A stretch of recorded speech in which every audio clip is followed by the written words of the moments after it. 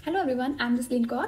Today we will discuss about the league of nations. कल के session में हमने वर्ल्ड वॉर फर्स्ट और लीग ऑफ नेशंस के एस्टैब्लिशमेंट के बारे में पढ़ा था। सो क्विकली रिकैप करते हैं। 28 जून 1919 को वर्ल्ड वॉर फर्स्ट की जो ऑफिशियली एंडिंग की गई थी, और ऑफिशियली एंडिंग करने के लिए जो एक अग्रीमेंट साइन किया गया था, उस अग्रीमेंट का नाम था treaty of Versailles. This is treaty of Versailles, जिस पे सारी अलाइड पावर्स एंड जर्मनी ने साइन किए थे। ट्रीटी ऑफ वर्सेल्स कहाँ पर साइन किया गया था? पेरिस पीस कॉन्फ्रेंस में किया गया था, और ये एक्चुअली केम इनटू फोर्स कब आया था? 10 जनवरी 1920 को, जब अग्रीमेंट को लीग ऑफ नेशंस को नेम दे दिया गया।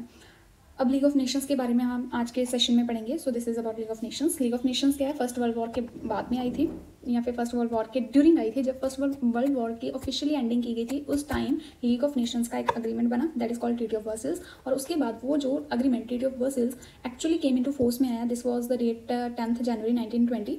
तो उस टाइम से ही लीग ऑफ नेशंस अपनी वर्किंग स्टार्ट कर रही थी। लीग ऑफ नेशंस 1920 टू 1946 तक चला, यानी कि हमारी जो सेकेंड वर्ल्ड वॉर है उससे एक साल बाद तक लीग ऑफ नेशंस वर्किंग में रहा। लेट मी टेल यू कि लीग ऑफ नेशंस के पहले हमारे वर्ल्ड में कोई भी ऐसी ऑर्गेनाइजेशन नहीं थी जो पूरी वर्ल्ड के नेशंस को यूनाइट कर सके, पूरे वर्ल्ड के नेशंस को मैनेज कर सके, मेंटेन कर सके, या फिर पूरे यूनाइटेड नेशंस को हम कहें कि उनके कॉन्फ्लिक्ट्स को दूर कर सके। ठीक है, तो it was the first intergovernmental organisation जो कि इस्टेब्लिश की गई थी to promote international cooperation to achieve international peace and security. अब पीस एंड सिक्योरिटी वर्ड बहुत इंपॉर्टेंट है। क्यों? क्योंकि league of nations first world war के बाद आई थी। फर्स्ट वर्ल्ड वॉर हुई क्यों? फर्स्ट वर्ल्ड वॉर से पहले नेशंस के बीच में जो रिलेशंस थे, that was economical and political relations. ठीक, इकोनॉमिकल एंड पॉलिटिकल रिलेशंस होने के बावजूद भी फर्स्ट वर्ल्ड वॉर हुई। इसका मतलब क्या था कि नेशंस में, पूरे वर्ल्ड में, in among of different nations there was lack of peace and security. So peace and security को मेंटेन करने के लिए लीग ऑफ नेशंस की इस्टेब्लिशमेंट की गई। और ये उन्होंने पीस एंड सिक्योरिटी के कॉन्सेप्ट को फोकस में कब लाया? फर्स्ट वर्ल्ड वॉर के बाद, क्योंकि उन्हें उस चीज़ की समझ ही तब आई कि फर्स्ट यानी कि नेशन में वर्ल्ड वॉर हो सकती है if there would be lacking of peace and security. Okay, so ये यूएन का प्रेडेसर भी माना जाता है। इसके बारे में हम बाद में डिटेलिंग में पढ़ेंगे। सो अब एक क्वेश्चन आता है कि लीग ऑफ नेशंस का फाउंडर कौन था? लीग ऑफ नेशंस बनाई किसने? यानी कि वर्ल्ड में तो इतनी वर्ल्ड वॉर चल रही थी, वर्ल्ड वॉर फर्स्ट के बाद बनी लीग ऑफ नेशंस, तो सारे नेशंस एक दूसरे के खिलाफ थे। ये आइडिया कहाँ से आया? आइडिया तो कहीं ना कहीं से आया होगा। So yes, the idea came from Woodrow Wilson. अब ये कौन था? यूएस का प्रेसिडेंट था। He won the Nobel peace prize for his role as the leading architect of the league of nations. अब जो लीग ऑफ नेशंस का जो फाउंडर है, या फिर लीग ऑफ नेशंस का जो आइडिया प्रेजेंट किया, वो किसने किया था? यूएस के एक प्रेसिडेंट थे जो कि वुड्रो विल्सन थे। तो उन्होंने लीग ऑफ नेशंस का जो आइडिया प्रेजेंट किया in front of different nations. तो उनको ये लीग ऑफ नेशंस का आइडिया एक अच्छा लगा कि worldwide peace and security को मेंटेन करने के लिए एक ऐसी ऑर्गेनाइजेशन इस्टेब्लिशमेंट होनी चाहिए। सो दैट्स वाई इस लीग ऑफ नेशंस को एक्चुअली फोर्स में लाया गया। लेकिन इंटरेस्टिंग बात यह है कि यूएस के प्रेसिडेंट यानी कि वुड्रो विल्सन ने लीग ऑफ नेशंस का आइडिया ज़रूर दिया, लेकिन US was not the part of league of Nations. League of Nations establish करने का आइडिया यूएस से आया, लेकिन US was not the part of league of nations. अब वो क्यों नहीं था, वो हम नेक्स्ट पढ़ेंगे। The initiative was present by the president Woodrow Wilson. जैसे कि मैंने आपको बताया कि यूएस के प्रेसिडेंट ने ये आइडिया दिया था, और अगर एक आइडिया लीग ऑफ नेशंस का नहीं आता तो शायद लीग ऑफ नेशन इस्टेब्लिशमेंट में ही नहीं आती। तो उन्होंने एक बहुत ही इंपॉर्टेंट रोल प्ले किया। तो treaty of Versailles, US senate did not ratify the treaty of Versailles. अब ये लाइन थोड़ी इंपॉर्टेंट है। US senate did not ratify the treaty of Versailles. Ratify करना क्या होता है एंड साइन करना क्या होता है? अब for example treaty of Versailles बनी कब बनी थी? 28 जून 1919 में ट्रीटी ऑफ वर्सेल्स बनी, पेरिस पीस कॉन्फ्रेंस में बनी।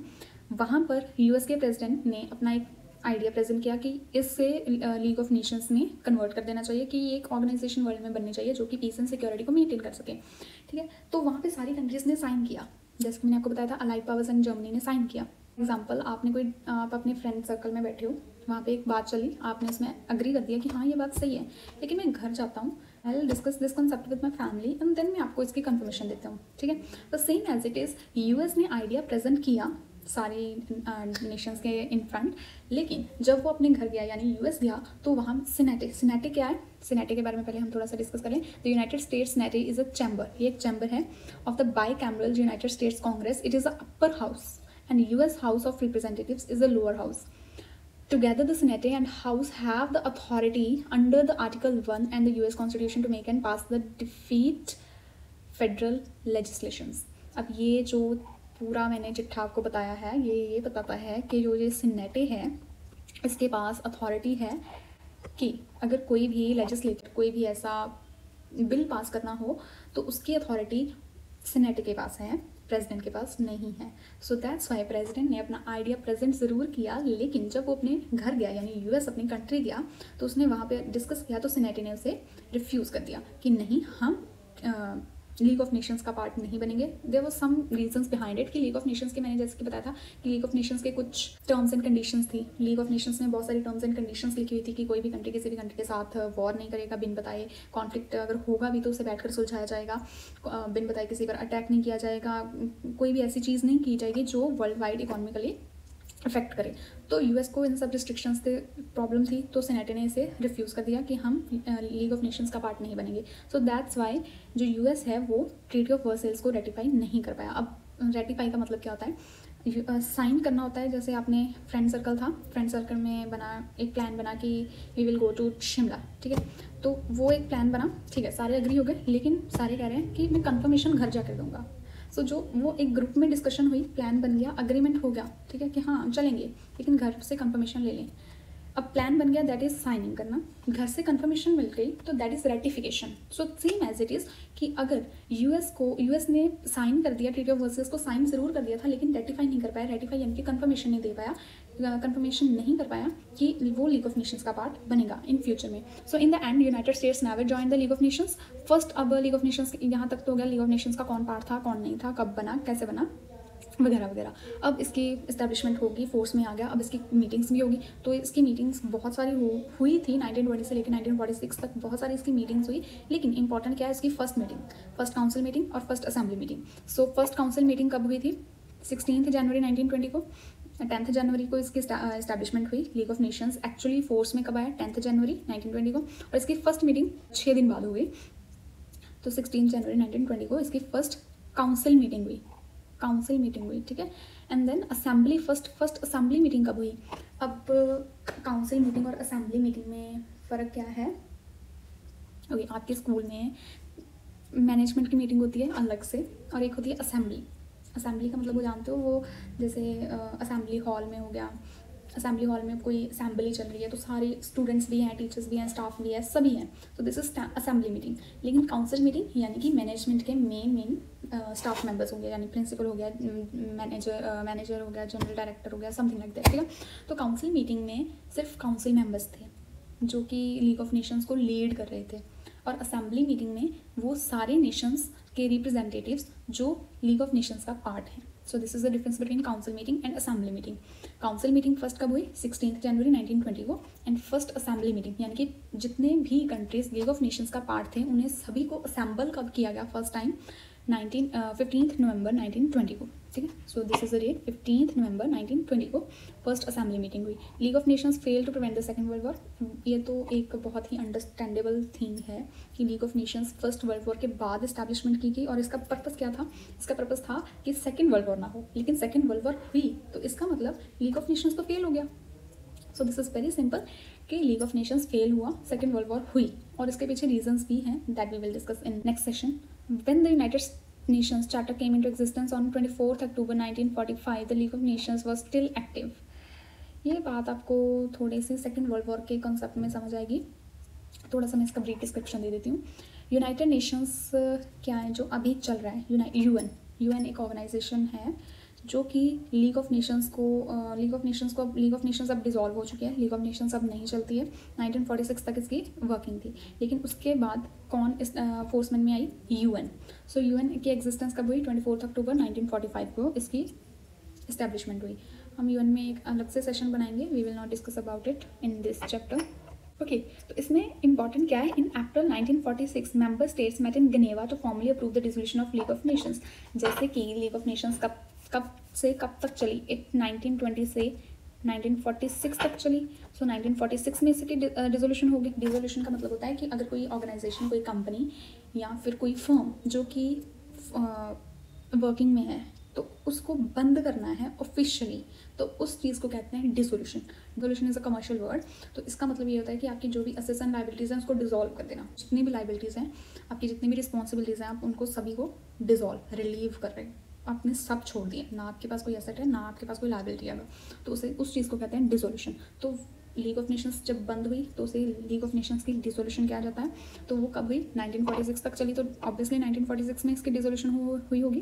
तो इसकी डिसोल्यूशन हुई थी अप्रैल 1946 में। मेंबर स्टेट्स मेट इन, अब कहाँ पर हुई ये इंपॉर्टेंट है, गनेवा में हुई थी, Geneva, to formally approve the dissolution of the league of nations. Then league of nations की कुछ ऑर्गेनाइजेशन एसोसिएशंस ऐसी हैं जो आज भी चल रही हैं, यानी लीग ऑफ नेशंस तो डिसॉल्व हो गया, लेकिन उसकी कुछ एसोसिएशंस आज भी चल रही हैं। अब उनके 2 एसोसिएशंस ऐसे हैं जो आज भी मेजरली काम कर रही हैं और बहुत अच्छा काम कर रही हैं worldwide. So first one is international labour organisation, जो सारी लेबर की जो भी नीड्स, रिस्पॉन्सिबिलिटीज़ और जो भी उनकी सिक्योरिटी वगैरह की रिस्पॉन्सिबिलिटी और उनकी मेंटेनेंस कौन करता है? इंटरनेशनल लेबर ऑर्गेनाइजेशन करती है, ताकि लेबर के साथ कुछ भी डिस्प्यूट ना हो। तो first one is international labour organisation and the second one is permanent court of international justice. Permanent court of international justice को लीग ऑफ नेशंस ने नाम दिया था, लेकिन अब इसका नाम चेंज कर दिया गया है इन यूएन, क्योंकि league of Nations and UN, पहले लीग ऑफ नेशंस था, लीग ऑफ नेशन फेल हो गया, तो इसकी वजह से यूएन इस्टेब्लिशमेंट में आया। लीग ऑफ नेशंस का एक एसोसिएशन थी जो कि permanent court of international justice थी। अब वो एसोसिएशन आज भी चल रही है और वैसे ही काम कर रही है, बस उसका एक नेम चेंज कर दिया है क्योंकि वो यूएन का पार्ट बन गई है। तो first one is international labour organisation. It was also created under the treaty of Versailles at the Paris peace conference in 1919 as an affiliated agency of league of nations. Its main functions was to frame and supervise the application of international rules concerning labour conditions. Labour conditions के जो भी rules, laws, regulations, जितने भी ये चीज़ें हैं labour से related हैं, लेबर्स की राइट्स, रिस्पॉन्सिबिलिटीज़, ये सारी चीज़ें मेंटेनेंस कौन करता था? इंटरनेशनल लेबर ऑर्गेनाइजेशन, क्योंकि ये वर्ल्ड वाइड काम करती थी। So second one is permanent court of international justice. इसका मतलब है इसकी एस्टैब्लिशमेंट हुई by the league of nations in 1921। अब ये बात थोड़ी सी नोट करने वाली है कि जो हमने पहले पढ़ी इंटरनेशनल लेबर ऑर्गेनाइजेशन, उसकी तो इस्टेब्लिशमेंट साइड बाय साइड ही हुई थी, ट्रीटी ऑफ वर्साइल्स में ही हुई थी 1919 में ही। लेकिन ये जो परमानेंट कोर्ट ऑफ जस्टिस है, इसकी एस्टैब्लिशमेंट कुछ 2-3 साल बाद हुई 1921 में। It was located in Hague, the Netherlands. UN के पॉइंट ऑफ व्यू से ये इम्पॉर्टेंट है कि जैसे मैंने आपको बताया कि आज भी यूएन का एक पार्ट है जिसका नाम चेंज कर दिया गया है। अब इसका नाम है इंटरनेशनल कोर्ट ऑफ जस्टिस। तो इसका इम्पॉर्टेंस ये है कि हमारे यूएन का ये इकलौता ऐसा ऑर्गन है जिसकी लोकेशन हेग, द नीदरलैंड्स में है। अदरवाइज बाकी के जो 5 ऑर्गन्स हैं यूएन के, वो सारे न्यूयॉर्क लोकेटेड है। This was complete information about the League of Nations from World War First. And if you think that the information is useful for you, then like me, comment me, and subscribe me. And if you have any doubts, then comment me down, and I'll try to clear your doubts as much as possible. Thank you.